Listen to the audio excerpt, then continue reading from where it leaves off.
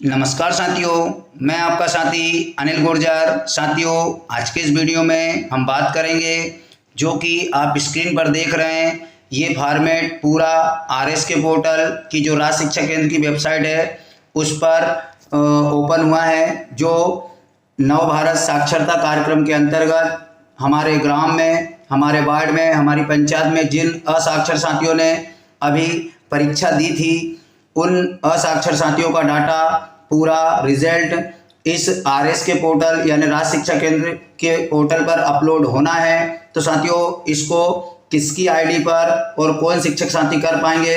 तो साथियों, ये जो डाटा है पूरा उस ग्राम की संस्था के डैशबोर्ड पर अपलोड होगा। इसलिए प्रत्येक ग्राम में, प्रत्येक वार्ड में जो संस्था है उसके किसी भी शिक्षक की आईडी पर जो है हम इसको अपलोड कर सकते हैं। तो साथियों, किस प्रकार से यहाँ पर कौन कौन सी जानकारी फीड करना होगा और कैसे लॉगिन करना है और कौन से ऑप्शन में ये डाटा फीड होगा, उस पूरी प्रक्रिया को देखेंगे।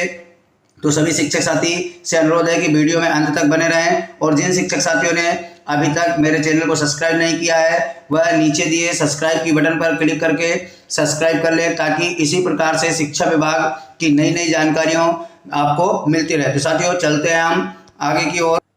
तो साथियों, ये मेरे मोबाइल की मेन स्क्रीन है। इसके आप किसी भी ब्राउज़र, जैसे कि मैं यहाँ पर क्रोम ब्राउज़र को ओपन कर लेता हूँ, तो क्रोम ब्राउज़र पर टिक कर लेते हैं। क्रोम ब्राउज़र के ऊपर सर्च बार में यहाँ पर लिखेंगे RSKMP और RSKMP लिखकर जो ऊपर लिंक आ रही है उसको टिक कर लेंगे हम RSKMP की। तो कुछ इस प्रकार से इंटरफेस आ जाएगा। यहाँ पर जो ऊपर है RSKMP उसको टिक कर लेंगे।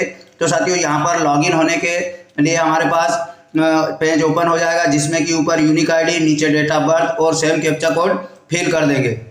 तो साथियों, मैंने यहाँ पर अपनी यूनिक आईडी, पासवर्ड एंड जो नीचे कैप्चा कोड था वो सेम कैप्चा कोड फिल कर दिया है। अब इसको मैं यहाँ से लॉगिन कर लेता हूँ।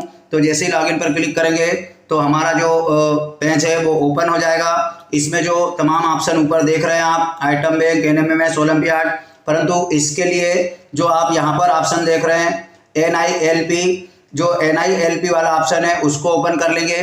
तो उसमें दो प्रकार के ऑप्शन यहाँ पर ओपन हो रहे हैं। साथियों, ये बहुत महत्वपूर्ण वीडियो सभी शिक्षक साथियों को करना होगा, मतलब कि सभी संस्थाओं को यह डाटा फीड करना होगा। जो भी असाक्षर साथियों ने आपके यहाँ परीक्षा दी है उनके प्रत्येक का डाटा यहाँ पे फीड करना है। तो साथियों, सबसे पहले शिक्षक साथी ये चेक कर लें टीचर प्रोफाइल में जाकर कि मैं जो इस संस्था का डाटा फीड कर रहा हूँ क्या वहाँ पर मेरी जानकारी सही ओपन हो रही है।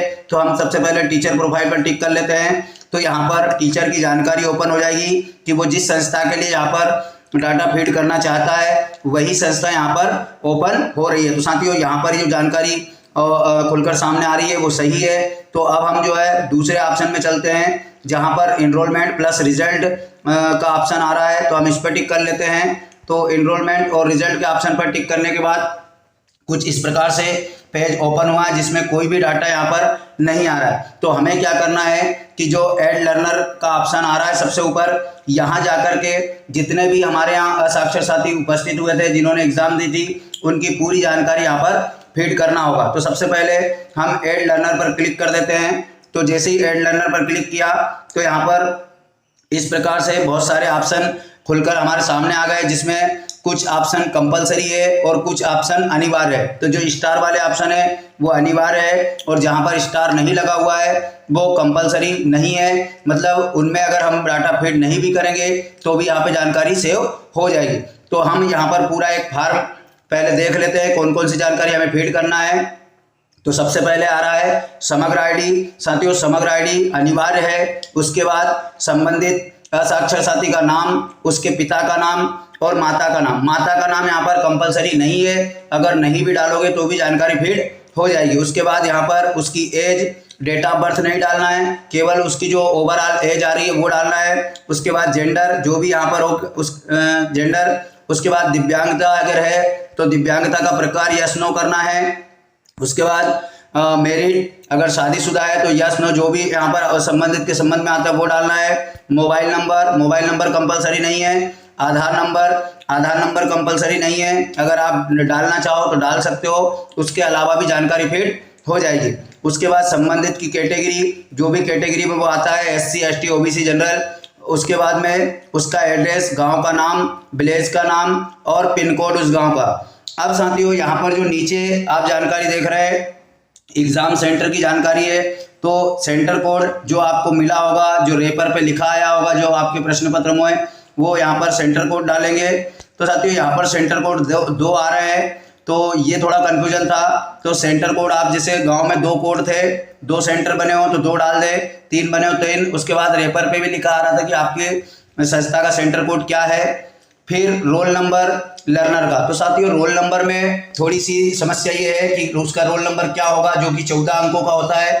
तो उन 14 अंकों में से जो 11 अंक है वो आपकी संस्था के डाइस कोड रहेंगे। साथ में 3 जो अंक हैं वो 001 से लेकर के आपका जहाँ तक भी आपके असाक्षर साथी बैठे थे, जिस संख्या तक बैठे थे, आप यहाँ पर उनको ऐड करते जाएंगे।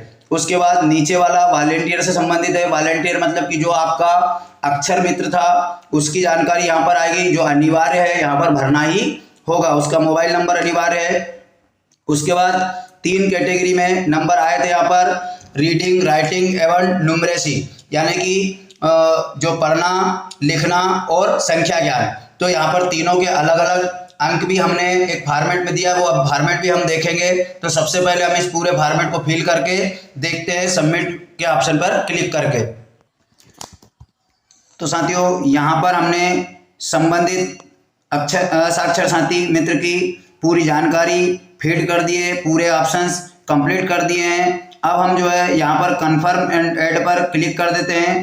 तो जैसे ही कन्फर्म एंड ऐड पर क्लिक करेंगे तो आप देख रहे हैं लर्नर डिटेल एडेड सक्सेसफुली का मैसेज आ चुका है।